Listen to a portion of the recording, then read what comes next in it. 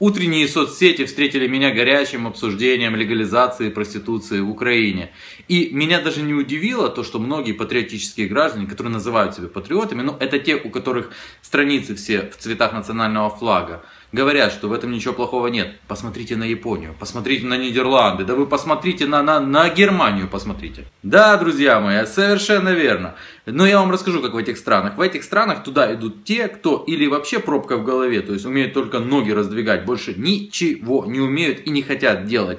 Или же туда идут те, кому это нравится, то есть, ну, немножко сдвинутые по фазе, потому что нормальному человеку не может нравиться, когда его трахают каждый день разные люди по 20 человек. Что же мы имеем в Украине? К сожалению, это нищее государство. Это не мои слова, это слова и украинских, и европейских политиков, не оппозиционных, к слову. $50, там, минимальная зарплата, $50, ребят. Из этого следует вывод, что туда будут идти не потому, что так хочется, и не потому, что там просто ничего другого не умеют, а для того, чтобы выжить. Для того, чтобы жрать. Таким образом, смею предположить, что моя любимая страна в ближайшем времени может стать страной борделей. Вы скажете, да она и так страна борделей. А я вам скажу, вы не совсем правы. Если проституция это что там у нас, админка, да, то вот организация борделей это уголовка. Уголовка снимается. Супер бизнес на чужих. Блок Петра Порошенко поддерживает данную инициативу в лице Юрия Луценко. Но Юрий Луценко вообще весьма последовательный и честный человек. Вот вчера, допустим, он рассказывал, что человек, который бьет милицию и его поддерживает общество, ну значит ненормальное общество какое-то. Якщо людина б'є міліціонера, якщо вона агресивно закликає захопити Верховну Раду України, в результаті чого є трупи, і ця людина не вибачається, але має підтримку населення, щось не гаразд із нашим суспільством. А вот клон Юрия Луценко. Это не он, это его клонированная копия на Майдане. Рассказывает о том, что оружие привезли. Теперь будет чем защищаться.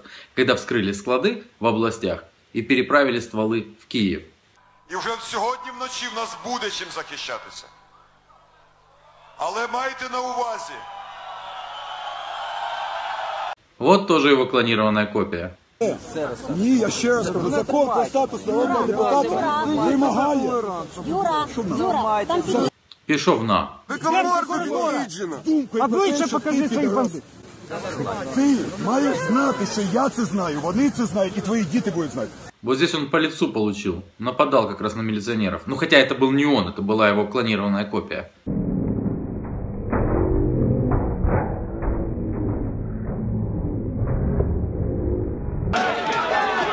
бей, давай! А вот уже настоящий Юрий Луценко. Тот, который выступил за легализацию проституции. Дочек у него нет, а так бы если были, я уверен, что он даже пример показал бы, как надо их отправлять в бордель. Впрочем, его дочки не голодают.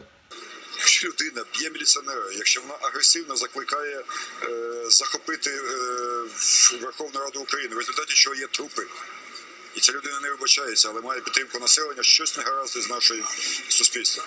Что-то ненормально говорит с обществом. Ну да, сейчас общество поддерживает легализацию проституции. Все нормально с обществом.